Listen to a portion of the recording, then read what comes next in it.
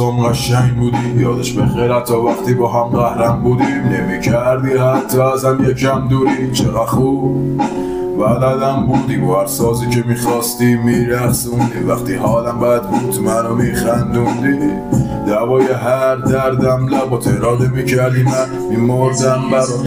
قشنگ ترین صحنه بود خنده ها، چونه هام هم بود برا تکیهگاه، چشام همش قفل خودت بود. بودم مدام من مات نگاه، من عاشقت شده بودم فقط از رو چشات. هنوزم باورم نیست که نیستی، کابوسم شده هر شب.